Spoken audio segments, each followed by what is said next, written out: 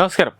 Indian മഹാസമുദ്രത്തിലെ തന്ത്രപ്രധാനമായ ആധിപത്യം ശക്തിപ്പെടുത്തുന്നതിനായി 2026 വിശാഖപട്ടണത്തെ eastern naval command ആസ്ഥാനത്തിന് ഏകദേശം 50 കിലോമീറ്റർ തെക്ക് ആന്ധ്രാപ്രദേശ് തീരത്ത് സ്ഥിതി ചെയ്യുന്ന രാംബിള്ളി ഗ്രാമത്തിനടുത്ത് ഒരു പുതിയ നാവിക താവളം കമ്മീഷൻ ചെയ്യാൻ ഒരുങ്ങുകയാണ് ഇന്ത്യ എന്നാണ് ടൈംസ് ഓഫ് ഇന്ത്യ റിപ്പോർട്ട് ചെയ്യുന്നത്.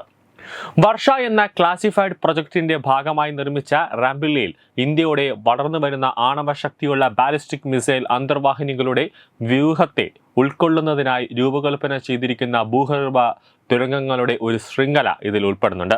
ഈ കപ്പലുകൾക്ക് തന്ത്രപ്രധാനമായ കടലിടുക്കിലേക്കും അതിനപ്പുറത്തേക്ക് പ്രതിരോധ പെട്രോളിങ്ങിനായി പോകാനും സാധിക്കും. പ്രൊജക്ട് വർഷയുടെ കീഴിലുള്ള റാംബിള്ളി ബേസിന്റെ ആദ്യഘട്ടം ഏതാണ്ട് പൂർത്തിയായതായാണ് റിപ്പോർട്ടുകൾ. 2026 കമ്മീഷൻ ചെയ്യുമെന്നാണ് പ്രതീക്ഷിക്കുന്നത്.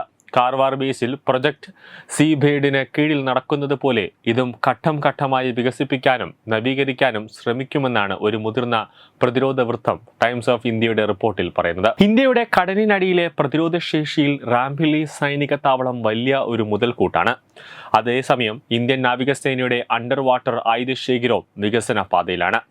ബാലിസ്റ്റിക് മിസൈലുകൾ ഘടിപ്പിച്ച ഇന്ത്യയുടെ മൂന്നാമത്തെ ആണവ അന്തർവാഹിനിയായ INS അരിധമാൻ 2025 കമ്മീഷൻ ചെയ്യുമെന്നാണ് പ്രതീക്ഷിക്കുന്നത്.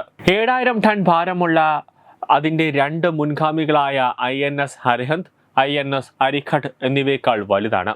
കൂടാതെ 3500 കിലോമീറ്റർ ദൂരപരിധിയുള്ള കൂടുതൽ AK-4 ബാലിസ്റ്റിക് മിസൈലുകൾ വഹിക്കാനുള്ള കഴിവും ഇവയ്ക്കുണ്ട്.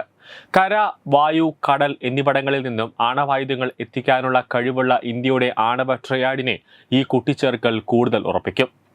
90,000 കോടിയുടെ രഹസ്യ അഡ്വാൻസ് ടെക്നോളജി വെസൽ പദ്ധതിയുടെ ഭാഗമായി 4ാമത്തെ SNBL ഇതിനകം നിർമ്മാണത്തിലാണ്. നിലവിലുള്ള 83 മെഗാവാട്ട് ഡിസൈനുകളിൽ നിന്നും കൂടുതൽ നൂതനമായ 190 മെഗാവാട്ട് പ്രഷറൈസ്ഡ് ലൈറ്റ് വാട്ടർ റിയാക്ടറുകൾ ഉപയോഗിച്ച് പ്രവർത്തിക്കുന്ന 13,500 ടൺ SBNകളും വികസന പദ്ധതിയിൽ ഉൾപ്പെടുന്നുണ്ട്. പരമ്പരാഗത യുദ്ധത്തിനായി രൂപകൽപ്പന ചെയ്ത 6 ആണവോർജ ആക്രമണ അന്തർവാഹിനികളുമായി ഇന്ത്യയും മുന്നോട്ട് പോവുകയാണ്.